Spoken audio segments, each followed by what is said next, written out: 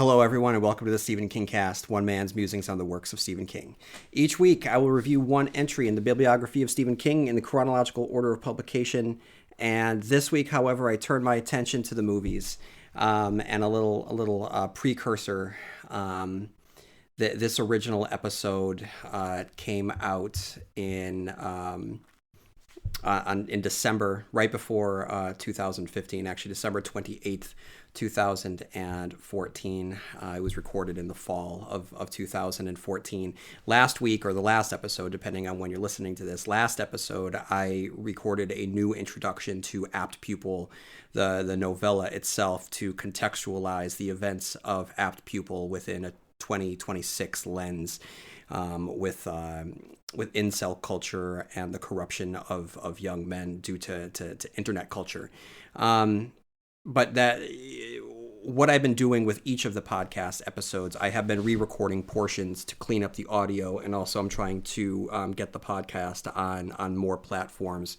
So on the original releases, I didn't have ads running. I wasn't making any money off of it. Not that you could really call what I'm doing now making any money on it, but all of the music that was included was purely for fun, and I'm really surprised it wasn't flagged before. But anyway, I'm trying to get it in more places, so I'm removing the music. But in doing that, I'm going back and I'm listening to the podcast episodes themselves, and in some of the cleanup, it's interesting. This is just I will hear noises in the background of a life that I no longer live, of a person that is a decade plus younger than me. So the passage of time is very pronounced in these episodes. So once this portion is over, and you'll get to the 2014 recording, you're immediately going to hear snoring. And for those of you who are aware of what that snoring is, it's a little treat. And for those of you who aren't aware what that snoring is, I'm sorry for that background noise. It's kind of the charm of the Stephen King cast. Those are the sounds of my pugs. I would assume that's one of them in particular, who is curled up next to me or somewhere in the basement where I was recording. The pugs are loud when they snore. I could be on the other side of the room behind the bar recording, as I tended to do from time to time.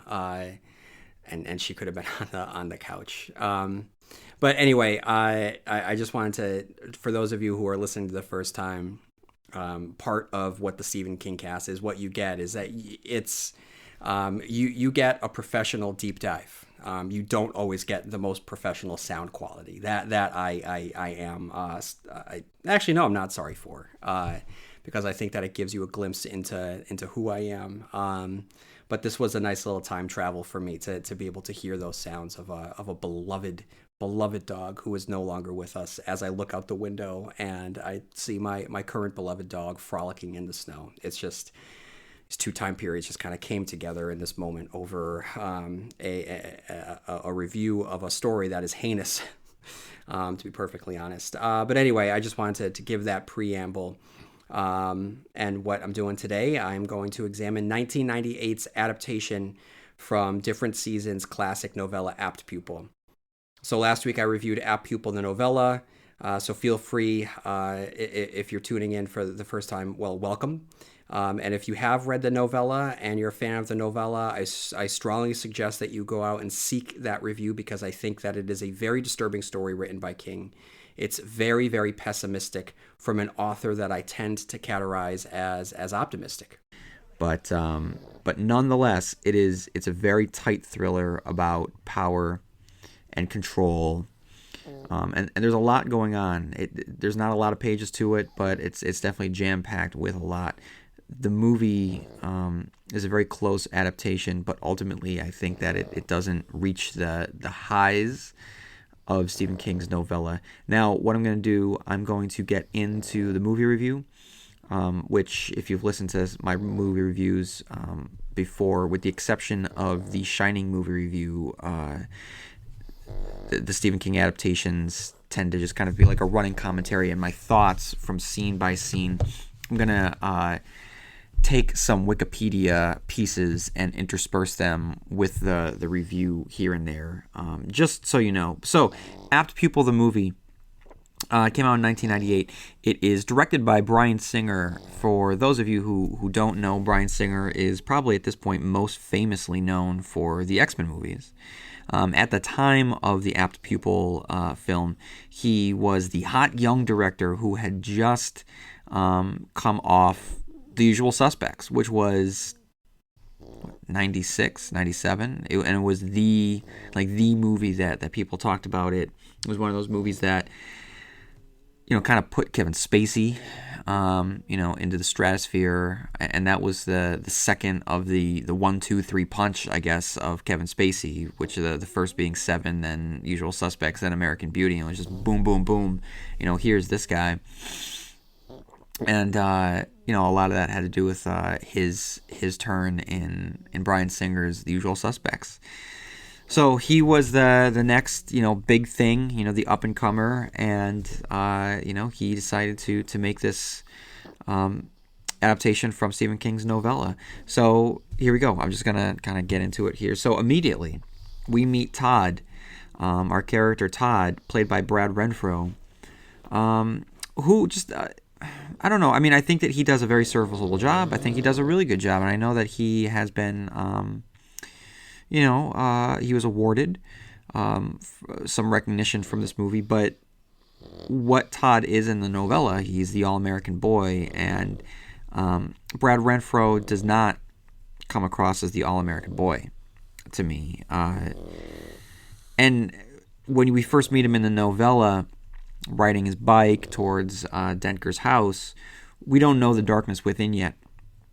We tend to think perfect suburbs, boy on bike, all is great, right? But off the bat here, there seems to be just something off about him. He's in class at the moment. He's not on his bike. We'll get to that in a minute. But he's in class, and he's just staring, just dead-eyed at the board.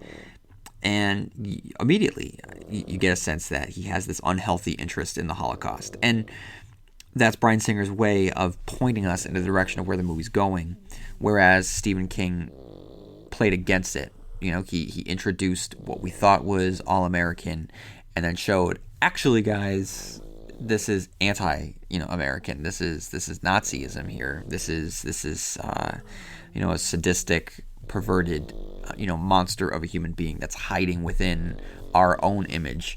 But here we have Todd, and we sense that despite everything he has going for him, something's off about him. It's just a different way to go about it, a different focus. I'd prefer King's focus rather than Bryan Singer's focus in this. And then our credits roll over photographs of the Holocaust to get a sense of our main character's interest. And when Bryan Singer starts the movie in full, we learn that it's 1984. Todd is on a bus, and he manages to sit on a bus just as creepily as he sits in class. Just super intense, kind of dead-eyed, little slack-jawed, just something's wrong with him. He's just... If I was in class, I wouldn't sit next to him. If I was on the bus, I'd steer clear. So he does a lot of good creepy sitting in this movie. And then after a very, very brief scene in school where Todd plays Dawson to Joshua Jackson's Pacey, we see Todd riding his bike through the streets, much like in the novella, then into a tunnel, which shoots him in front of Ian McKellen's house. A birth canal, if you will, that tunnel, into his new life as a monster. Todd rings the doorbell. Dussander answers, or Dusander. I was pronouncing it incorrectly all of last episode, and I probably will continue to do so in this episode. But Dusander answers, and Todd begins rattling off dates and locations. Whereas in the book, this scene with Todd on the doorstep, Todd came across as aggravatingly smug, right? But here, while on the doorstep, Brad Renfro's Todd is hesitant. As he lists the date and locations, he ends each sentence in a question mark. He's not quite sure what to do with the Nazi now that he's actually met him. Once he gets into the house, Renfro does a great job at bringing out the Todd that we knew so well from the novella, playing up Todd's age, while growing increasingly arrogant and short-tempered. And on a side note, I don't know if anyone else has seen this, but I thought that Brad Renfro the entire time looked just like Kristen Stewart. After Todd admits to having 14 matches of fingerprints, which was that was an inclusion of Bryan Singer's that I thought was a good touch on his part. Dusander goes to the phone claiming that Todd's parents will beat him. Todd states that his parents don't believe in violence. Todd's current parents don't believe in violence, but his new parent certainly does, and will bring out the violence within him. Ian McKellen hangs up the phone and gives a feeble excuse, knowing it's over. So many emotions vibrate in his performance. Weariness, frustration, a little bit of relief now that it's over. It is an incredible performance. Certainly one that we expect by now when we think of Ian McKellen. So nuanced, powerful, memorable, contrasted with Brad Renfro, who might give the worst performance of an actor pretending to drink out of a cup that I've ever seen on film. I mean, Renfro does a good job in this movie, but not in this particular scene, not against Ian McKellen. Just watch it. Watch him try and drink out of a cup. It just doesn't work. 1 month later, Todd has begun drawing swastikas on his returned classwork. He is deep into his relationship with Dusander, hanging on to his every word. Now, McKellen, in these scenes in the kitchen with the two of them, he's just riveting. Everything about Ian McKellen is incredible. And I love that, and I'm just so grateful that Bryan Singer cast him in this movie as Dusander, because he then would, of course, go on to cast him as Magneto in the X-Men movies. And without Ian McKellen, I know that, of course, everyone says that without Hugh Jackman, but it's I would say it's the Trinity. Without Hugh Jackman, without Patrick Stewart, and without Ian McKellen, the X-Men movies wouldn't have taken off. And I think that if it weren't for the X-Men movies, we wouldn't have gotten the next generation of superhero movies. Which helped change cinema, and really did a lot in changing pop culture and acceptance among what had before been classified as nerds, so to speak. In schools and in life, it's now an accepted interest, right? And a lot of that had to do with Ian McKellen. So the partnership between Bryan Singer and Ian McKellen begins here. I'm so grateful for it, and Bryan Singer is really able to draw a lot out of Ian McKellen, who just wants to give and give and give as an actor. And he's great, and he's just riveting while he just talks. He's just sitting at a table, monologuing, taking puffs of his cigarette, pouring and gulping his drink, subtly revealing his yellowed teeth, and ruminating on the past in a way that's reminiscent of Robert Shaw's monologue from Jaws. Which I think that it has to be intentional, because Bryan Singer is famously a huge fan of Jaws. I mean, he even named his production company Bad Hat Harry after that famous line from the movie. So I think that that's intentional. And again, just a great performance. And, from these conversations between Todd and Dusander, Todd's descent comes rather quick. We see right away that he's affected, by this new relationship through his dreams, which result with him waking up just thoroughly drenched with sweat. We have the dinner scene where Ian McKellen charms Todd's family completely, including his grandparents. And then Todd's father is played by Bryan Singer's regular, Bruce Davidson, who in the movie symbolizes Todd's privileged lifestyle. Soon after, Singer includes a shower scene in order to show Todd's growing insanity, delving into a fugue state while imagining the showers in the camps. So he's really disconnecting from reality here. And then we're given probably the most famous scene, I would say, from both the novella and the movie, and that's the scene in which Todd forces Dusander to wear that SS uniform. And as disturbing as it is, in the movie, and it is disturbing. I'm gonna talk about it a little bit more in a Wikipedia section, but I don't think that it can measure up to the book's connotations of sexual abuse. Wikipedia, I'm gonna get into it a little bit. I'm going to rely on Wikipedia because I couldn't wrap my own thesis around it, really. You know, I mean, I could kind of pull at the edges, but I can't really put together my own argument here. But there's a lot of sexuality in this movie and in the story, built into the story. And the book, I think, the novella, it's sexuality and control and power, and it's an abuse of sexuality. That scene disturbed me to no end in the novella. And here, when the costume is put on, you know, McKellen can't help but let out a little bit of sarcasm and snark. And he never feels as much as a victim as his novella counterpart does. And there's just something missing from this scene. And, Renfro does a good job at conveying the sick satisfaction that his character from the novella has. And there's gratification there, all right? There's a warped gratification that's a stand-in for a different kind of gratification, right? But I just... The idea of Doosander being so at the mercy of this boy and the warped power and the fact that, to me, it was a stand-in for abuse, that resonated a lot more in the novella than it did here. And even in this scene, Singer includes a line in which McKellen warns Todd not to play with fire. And this scene when he's marching in the kitchen, and in the novella, Todd thought of Fantasia with the broomsticks going out of control.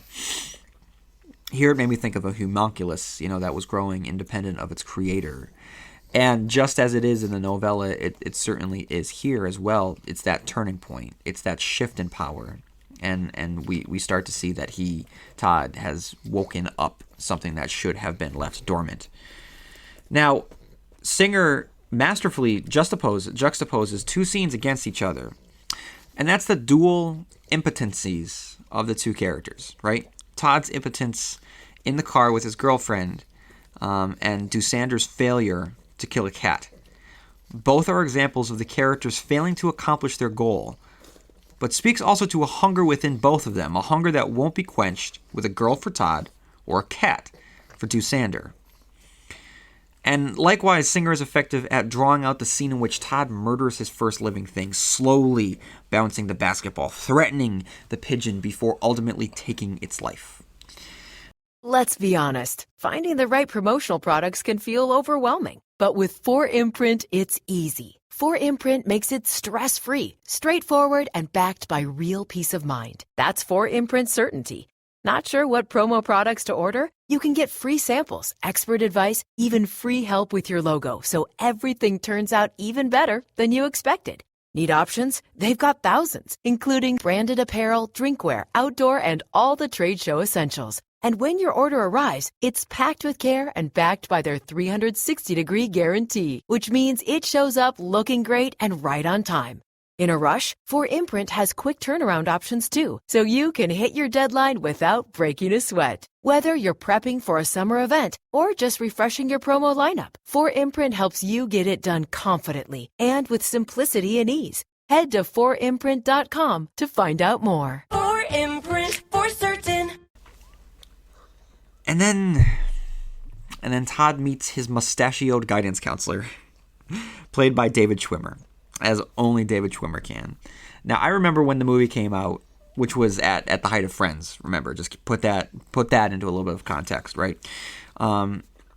People knew him as Ross Geller, and they just went to town on his performance in this movie.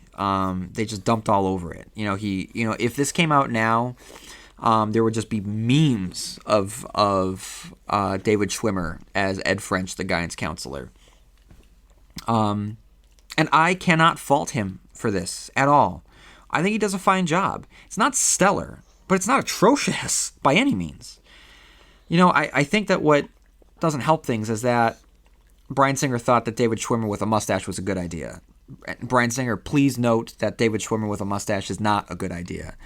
But, Schwimmer does a fine job. I think that it was just this with the pairing of friends, and I think that people just pictured, Ross Geller in this role. That to me it's not a criticism.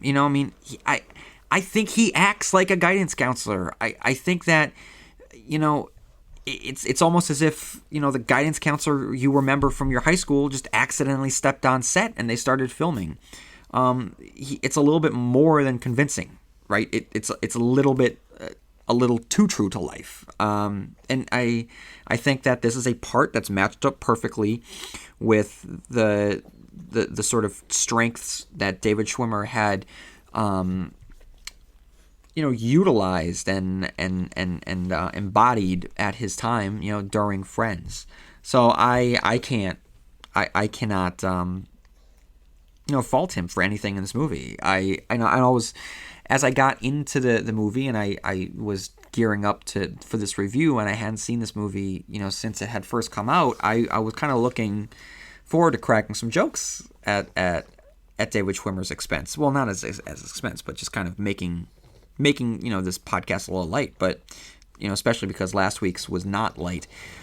But I remembered that backlash. I remembered people talking about it and making fun of him, and I really don't see why, and I don't think that's necessarily fair to him. Because I like I said, I think that he's playing a guidance counselor, and I think that he seems like a guidance counselor to me. Anyway, the scene itself is a turning point between the two characters, and that's the biggest takeaway here.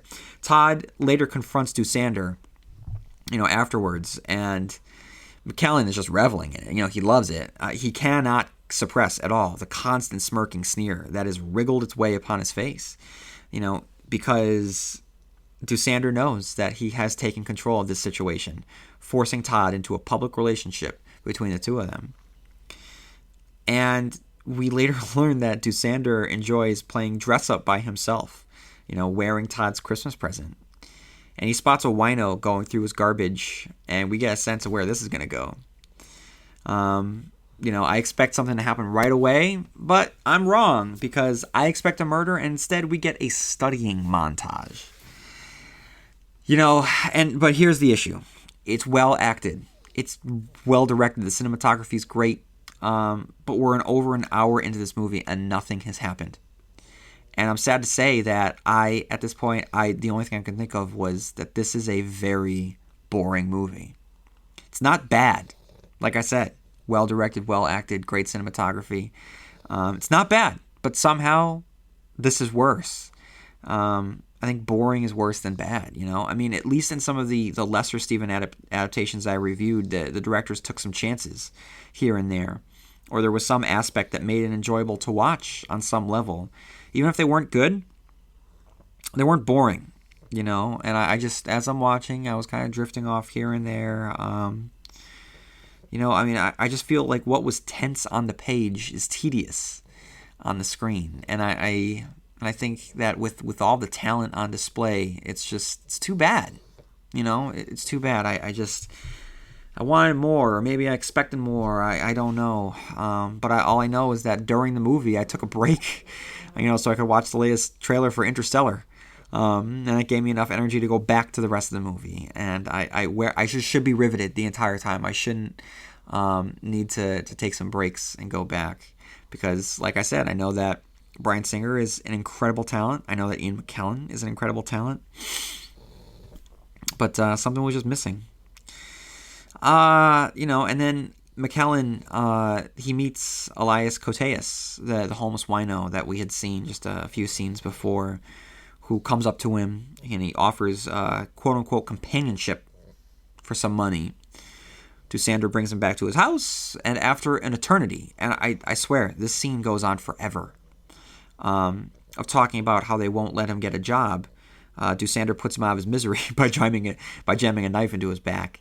The murder brings about a heart attack for Doosander, but he has enough strength to call Todd. But look, the scene itself, right, is loaded with tension. You know this is not going to end well for the wino at all. And it's tense. It's very, very tense to watch. It's also loaded with sexuality, right? from the abuse, from sexual abuse, not sexual, but if you want to take it as a metaphor, between the two. And there's the explicit line from Denker to Sander in which earlier, look, okay, so I'm just kind of going all over the place. So think about this. The scene itself, right? The wino, I don't know if he's gay or if he thinks that Dusander's gay and thinks that there's a relationship between he and Running a business is hard enough, so why make it harder with a dozen different apps that don't talk to each other? One for sales, another for inventory, a separate one for accounting. Before you know it, you're drowning in software instead of growing your business. This is where Odoo comes in. Odoo is the only business software you'll ever need. It's an all-in-one, fully integrated platform that handles everything. CRM, accounting, inventory, e-commerce, HR, and more. No more app overload. No more juggling logins. Just one seamless system that makes work easier. And the best part, Odoo replaces multiple expensive platforms for a fraction of the cost. It's built to grow with your business, whether you are just starting out or already scaling up. Plus, it's easy to use, customizable, and designed to streamline every process, so you can focus on what really matters, running your business. Thousands of businesses have made the switch, so why not you? Try Odoo for free at odoo.com. That's ODOO.com. And Todd, I think that the wino is supposed to be gay, and I think that he's got like a multicolored scarf on that I think that it's supposed to kind of point him in that direction, right? Now in the novel, I think that was.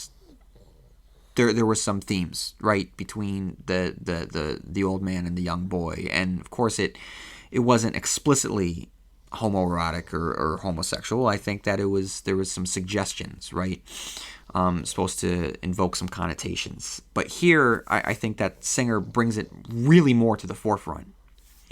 And I think that in the book, at least my interpretation in the book, it wasn't so much about like a relationship between the two or a statement on homosexuality. I took it as a statement of abuse, of sexual abuse. But I think that Singer is playing more with sexuality and, what that means here. I think that specifically Singer included a line where from Dusander to Todd that they're, I'm not effing each other, right? I was trying to find a way to not use the F word because this is labeled under iTunes as not explicit, so I can't swear. So, but they're effing each other, right? So he says that. So that line is explicitly put that these two characters are quote unquote in bed with each other, right? And then the wino comes on to McKellen, believing he's gay, and it's not hard to imagine that Singer is using this, right, as a driving force to express the themes that are very present in this movie, from the symbolic emergence of Todd's sexuality, maybe, to the connotations that come from the Nazis' viewpoints on homosexuality. It is completely intertwined with the narrative, and I think that maybe this was the emotional I don't know, maybe leverage or truth that Singer decided that he was going to drive with here.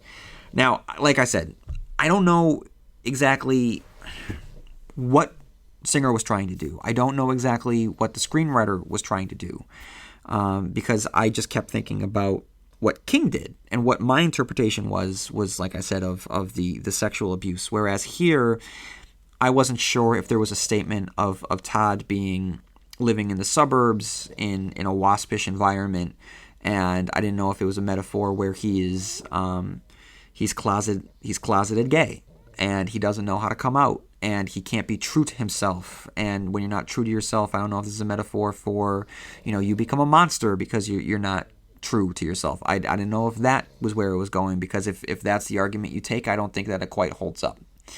So I couldn't really wrap my, like I said, an analysis around a particular argument.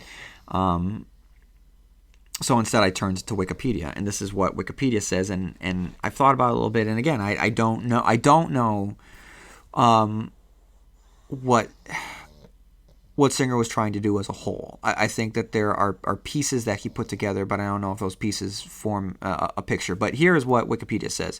Sadomasochism, homoeroticism, and homophobia are highlighted in Bryan Singer's retelling of Stephen King's novella.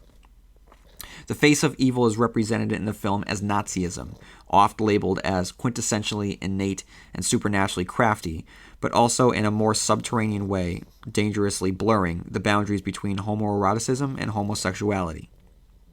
The Nazi monstrosity in Apt Pupil is structured through sexual abnormality, where a series of binary dichotomies are introduced: normal versus monstrous, heterosexual versus homosexual, and healthy versus sick.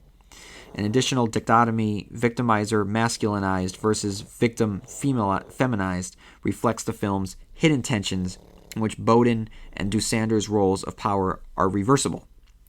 While the set of perversions that unfold in the novella are misogynistic, the film unfolds the set as ambivalently homoerotic and homophobic. The film removes the novella's misogyny and leaves intact the underlying homoeroticism of the central characters. The film also expounds the connection between homophobia and how male Holocaust victims are portrayed. The central characters of Todd Bowden and Kurt Dusander are on screen most of the time, and they are frequently framed in close proximity, intensifying a homoerotic intimacy punctuated by dread of contact with the monstrous. Homoeroticism in Apt Pupil is further demonstrated by the focus on Todd's body. In the opening scene, in which Bowden is in his bedroom during a stormy night, the ever-encroaching camera and the lighting fetishize Todd's youthful body, similar to the fetishism of the female body in films like Psycho.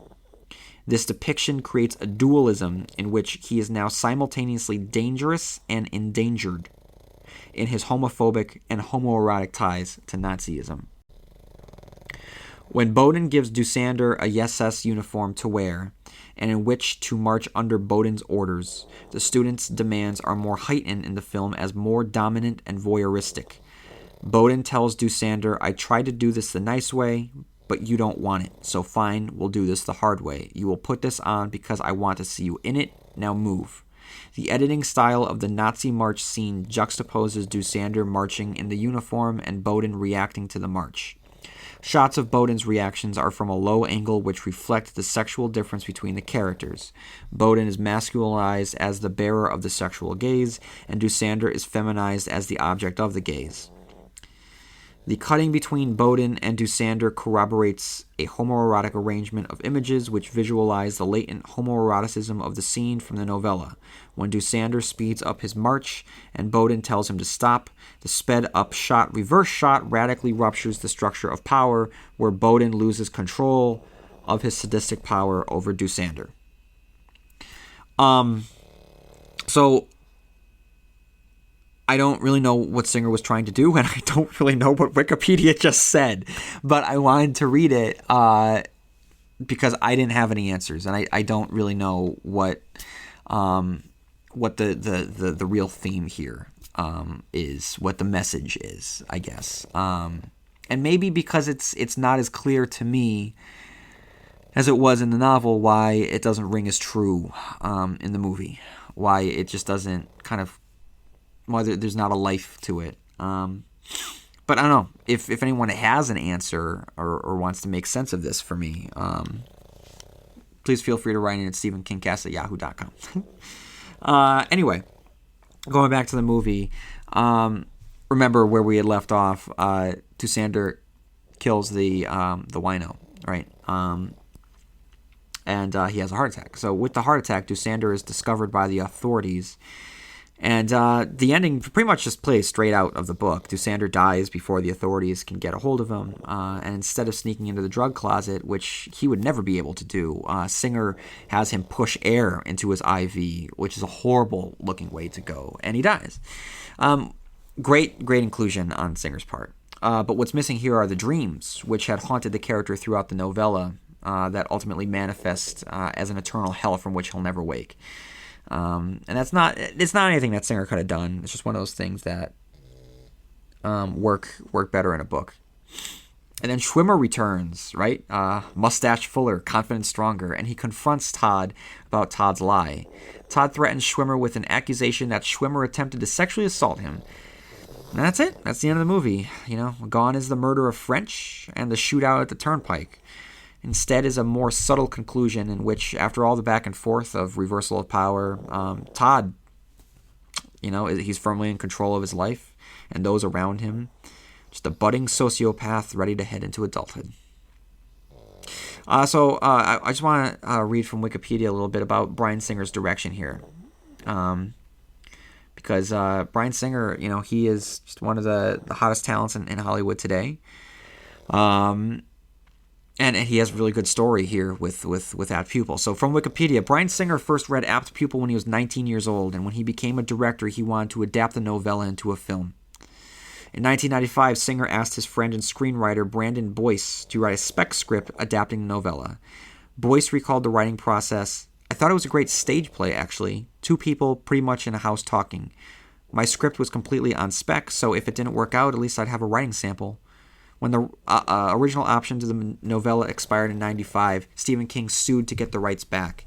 Singer and Boyce then provided King a first draft to their script and a copy of Singer's film The Usual Suspects, which had yet to be publicly released. Impressed with Singer, King optioned the rights to the director for $1. Okay, and this is what King calls a dollar baby, which is by the way, I'm going to stop here. How awesome is that? That Stephen King will option his rights to his novellas, his books, and his stories to people if they pitch it well enough for $1.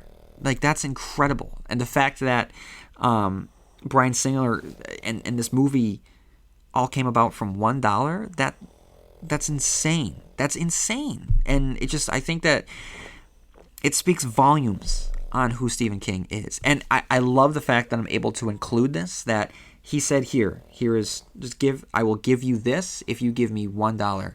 I will give you a chance at taking a story that has my name on it, my name that is going to go a long way in getting your movie out there to the public. And if this movie does well, your name is going to get there out to the public. So I'm so glad I'm able to include this little anecdote in a story that is so, so dark. And, as I've said time and time again, he's an optimistic writer because I believe he sees the good in humanity. And he doesn't just see the good in humanity. Stephen King lives the good in humanity. This is an incredible thing that he does, optioning the rights for $1. It's incredible. So he did it for Bryan Singer, arranging to be, compensated, later on when the film was released. But Singer said of King's ultimate response to the film, despite some changes made to the source material, Stephen loved it. He seemed to think I captured the mood of the piece. The director appreciated being able to make a Stephen King horror film, but with less supernatural terror and more character-driven terror. Singer spoke of his goal. There had been a lot of fun horror movies like Nightmare on Elm Street and Scream, and I Know What You Did Last Summer.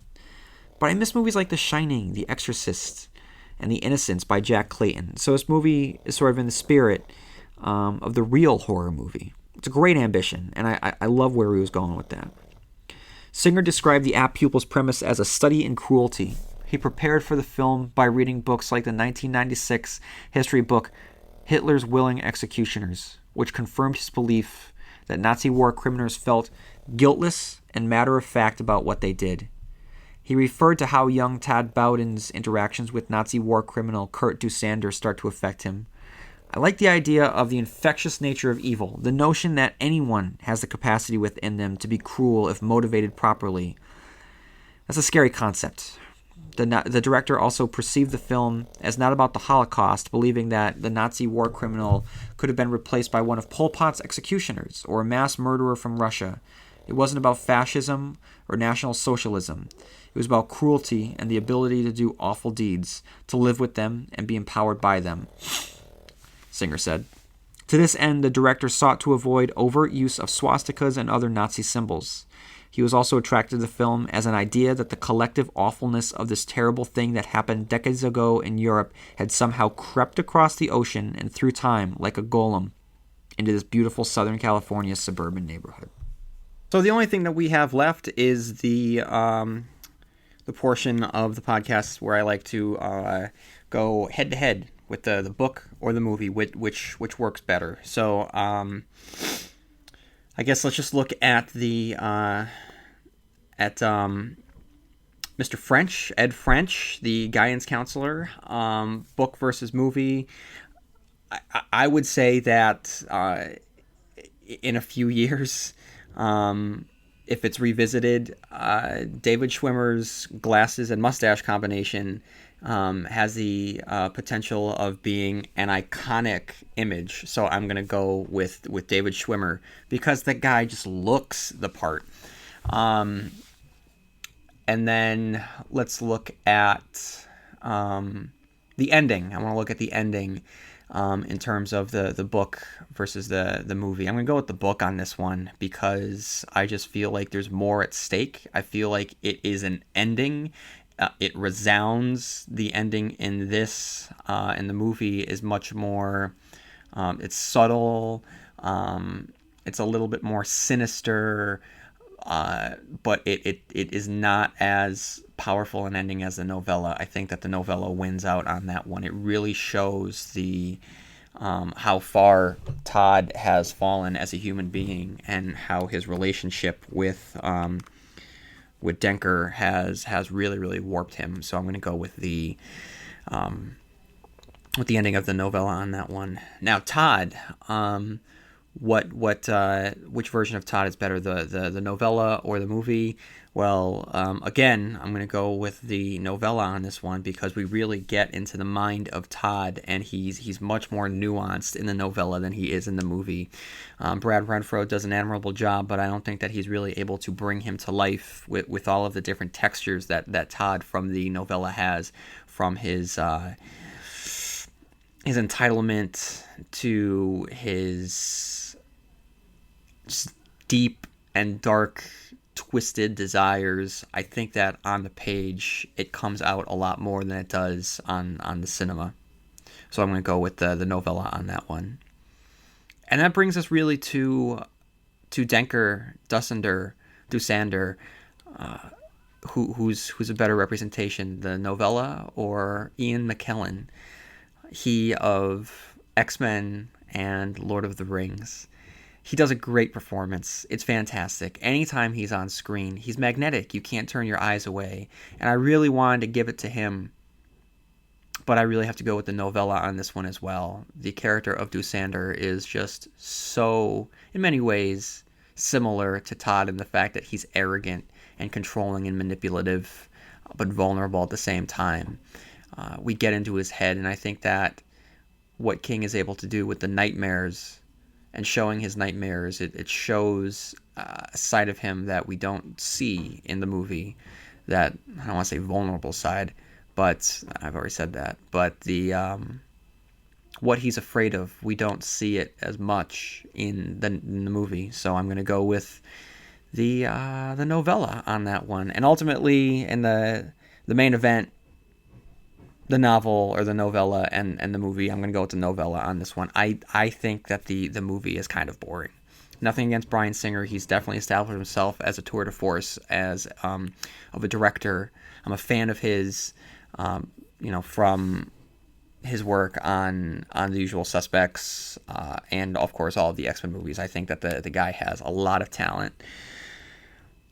But there's something lifeless about this movie that I just really can't get behind. So I think that Stephen King wins out in this round. So that's I'm done talking about Apt Pupil, and I'm glad to just wash my hands of it because it's a hard one. It's a hard one to read. It's a hard one to watch. It does not really speak to the thesis. Let me try that again. It doesn't speak to the thesis of the Stephen King podcast, which is that Stephen King is an optimistic writer and one that believes in the best parts of humanity.